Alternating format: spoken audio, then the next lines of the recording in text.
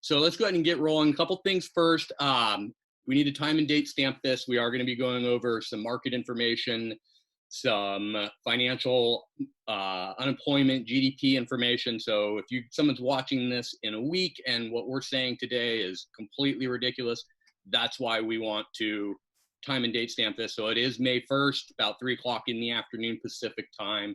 The other part is a very big thank you to Keeping Current Matters and everybody over there, Steve Harney and the crew. A lot of the research and the graphics are directly from them. The methodology that we're going to be talking about today, it's very simple. We're always looking for long-term and reliable resources for market information and the analysis as well as the science behind it. The logos in the lower right, those are just some of the resources that we're using. So this is not opinion. This isn't what I feel. No one cares what I feel. Everybody cares about numbers. All right. So the disclaimers up front, nobody can give you perfect advice. If anyone tries to do that or tells you they are, run from them and run quickly. Number 2, this is what we're seeing taking place in the real world. Number 3, this is what the science has to say. Based on all that, I'm going to give you the best advice that I possibly can. Philippe, we'll start with one for you. General question, why is one home inspection company any better or different than the others? Don't you guys all do the same basic thing? No. Short answer. They're just like a building contractor. There are building codes, and you can build to the minimum standards, or you can build a luxury home, and they all meet code. So it's similar among home inspectors. We have standards of practice, and you could do the bare basic home inspection. And it doesn't have to have pictures, doesn't have to have video, you don't have to use a thermal image camera. You don't even need licensing in the state of California.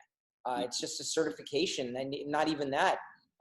There's no checks and balances, very little regulation on our industry. Somebody could literally print up some business cards and be a home inspector tomorrow. So you want to make sure that there is, a track record of experience. You want to make sure that a company has been around and they're going to stand behind the work that they do. It's all well and good to get a cheap price on a home inspection, and then your buyer moves in and finds out that there is a broken garage door spring or some other item that was missed, and that home inspector is long gone, and it's something he should have found.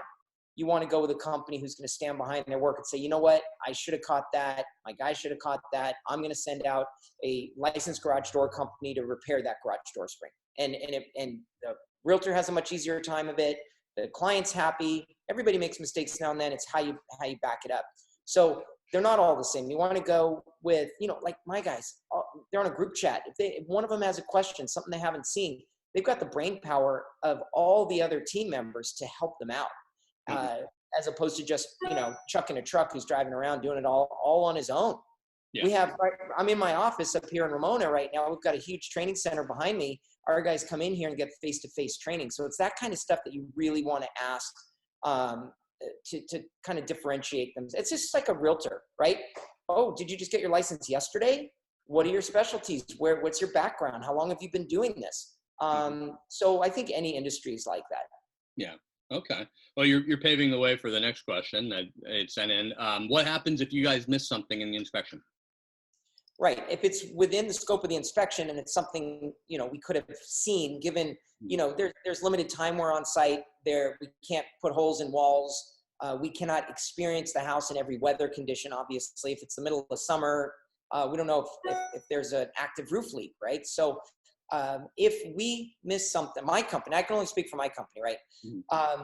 If it's something we should have caught within the scope of a home inspection, we will stand behind it. We'll send out a professional to fix it, or we'll talk with the clients, and if they want to use their guy and it's not astronomical, we'll cut them a check and get it fixed. And that has happened with failed windows. That has happened with some plumbing issues that were very difficult to find, but they turned up. And it's like, well, maybe if we'd just gone a little further in the testing, we could have found it. And so we've worked with people and we've gotten a lot of stuff fixed. So we stand behind our work. Okay, good.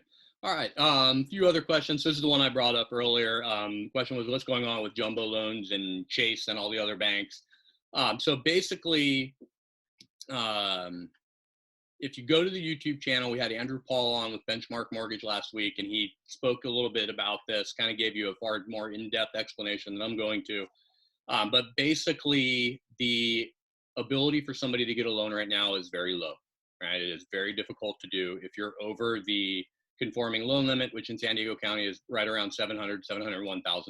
Okay, so if you're under that, you don't have any issues. Over that, we get into what's called the jumbo loans, and those are very difficult to get right now. The banks have in general tightened up their restrictions, their requirements. Chase, for example, was the first one to do this. They required 20% down, right? And so we can expect to see the other banks following if they haven't already. And basically, if you are out there in the position where you're looking to buy something over that $700,000 price point, you really need to talk to your lender, right? You need to see where you're at. You don't want to get into a position where you find your perfect home and now you can't buy it because you can't get the loan, all right? So if you're in that position, double check with your lender, all right? All right, another question coming in, or it came in, how much of what you do is virtual and how much of it will remain that way post-COVID? So Philippe laid that out earlier for him. Basically with us, we're doing everything virtually at this point. I'm actually going to do an entire seminar on Saturday at 1 that's going to basically explain the entire process of how everything is being done virtually.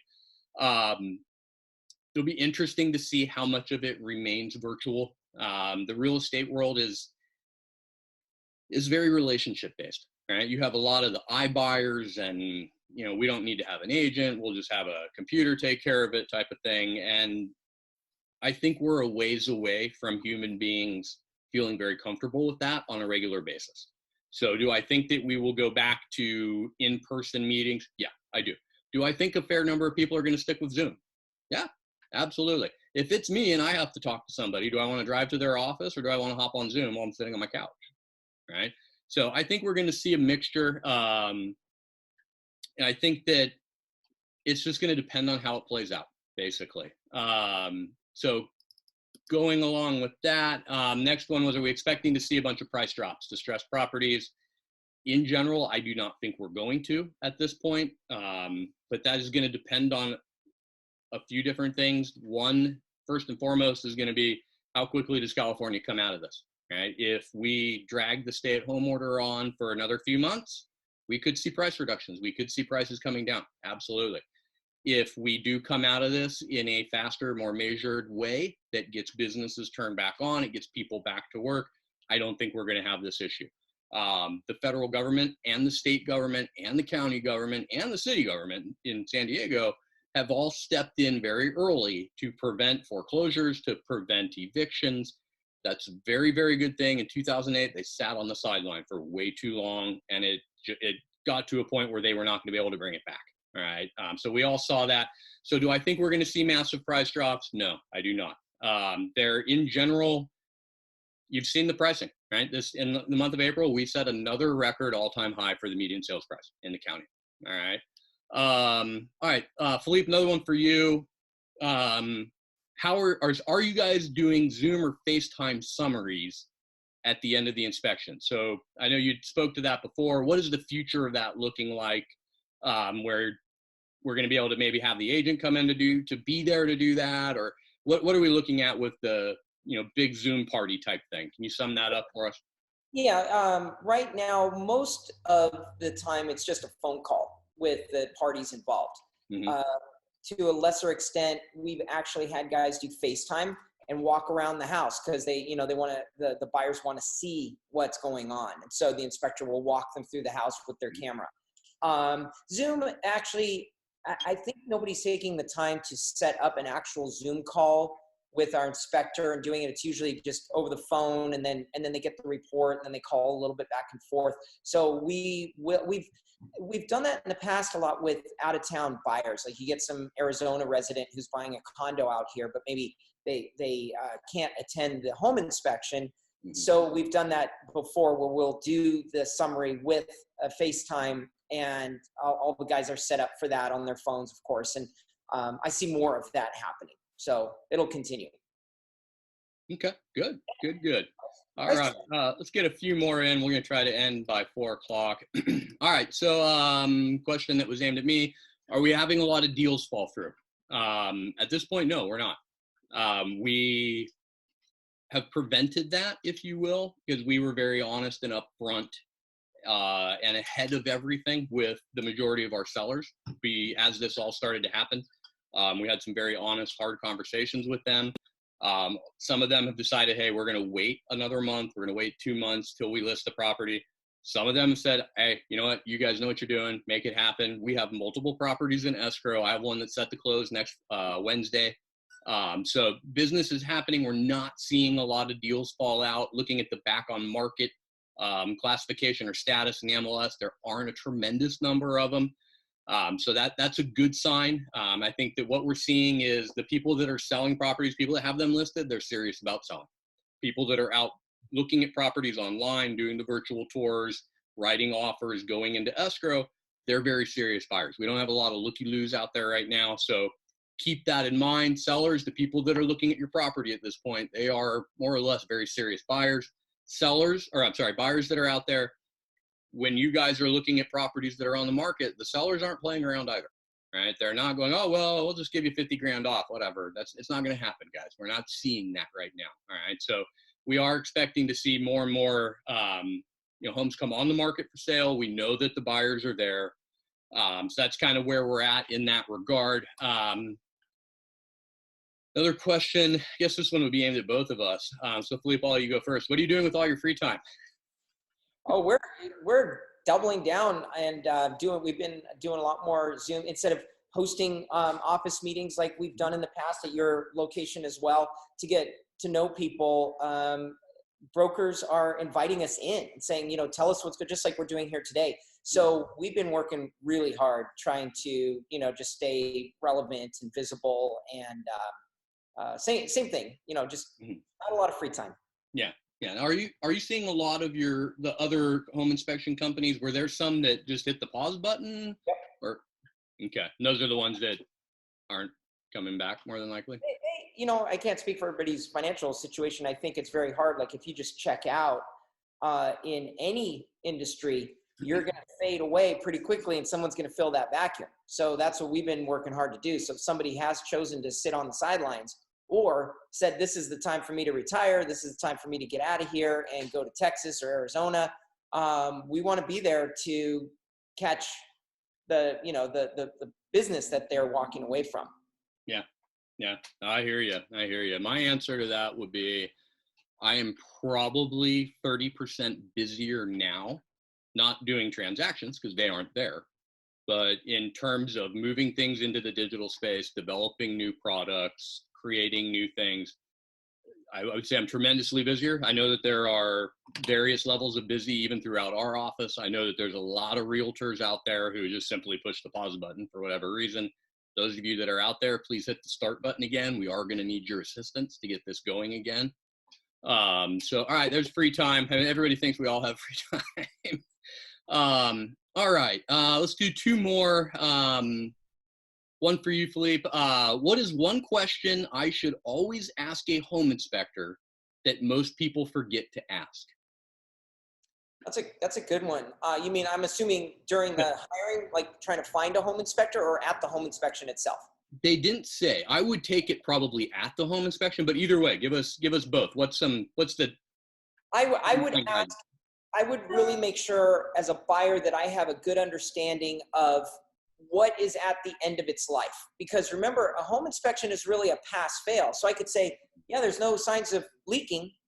The roof is serviceable. But is it a 20-year-old or 20-year roof that's 19 years in, and trying to determine that? So I would say, please tell me how old the furnace is. How old do you think the roof is? Things like that. So I know what to budget for in the next 3 to 5 years that I may have to replace as a home buyer. Great advice. All right. I'm going to go with one more. Let's go with the buyer question. We answered the seller question last week. Buyer question, should I wait to buy until after COVID? Will I get a better deal now? All right, so we laid out all the numbers. We laid out the justification of why the housing market isn't going to collapse. I don't have a crystal ball that works, and the magic 8-ball I have is somewhere not in front of me. So I think that if you need to buy, you need to buy. I think that what you really need to do to start that off is have a conversation with the real estate professional, right? If you want to talk with me, I have time. If you want to find it, whoever, have that conversation, go through the market data in your specific area. If you're looking in a specific community or development, and take a look and see what's going on. But what I can tell you is that in general, there are not fire sales taking place. There are not distressed properties. There are not massive deals to be had out there right now. If you can get something maybe 1 to 3% under market value, you are doing very well for yourself. So I would tell you that right now, the homes that are on the market for sale, those sellers are very serious, right? We don't have the situation where somebody says, sure, my house is worth 1.4 million, list it for 1.6. And if someone's going to pay that, then I'll sell it. And it sits there for 180 days and then it goes away. We don't have that right now. The homes that are on the market, these are owners that need to sell, right? So coming in with a lowball offer, trying to get a deal, it's happening all the time and it goes nowhere. Literally, you're wasting your time, right? So that's what I would tell you about getting a deal right now and buying. Selling, I would tell you, if your home isn't on the market, it's not going to sell, right? The buyers that are out there are not playing games. They are very serious. There are the occasional screwball that'll throw in an incredibly lowball offer. They'll throw in a $500,000 offer on a $600,000 house. Right? It's not going anywhere. All right. So let's leave it there. That kind of gives us a good little Q&A at the end. Philippe, you have anything you want to add at the end? Closing remark? Let's see. I think I'm with you. I think if somebody wants to buy, now's a great time. There may be less competition on a house. I'm up in Ramona. If you're looking for houses under 700 because you need to qualify somebody, there's some amazing properties. If they don't mind living in the country and driving, 30 minutes, 40 minutes down the hill. But anyway, no, I just want to thank you for having me on, and anybody who watches, if they have any questions, whether they've worked with us or not, we're always open and available to answer questions. So we're happy to do that. All right. That sounds good. Well, Philippe, thank you very much for your time. Appreciate you taking some time and joining us today and sharing some great information with us. You bet. Thank you. All right. Everybody have a good one, and we'll see you guys next week.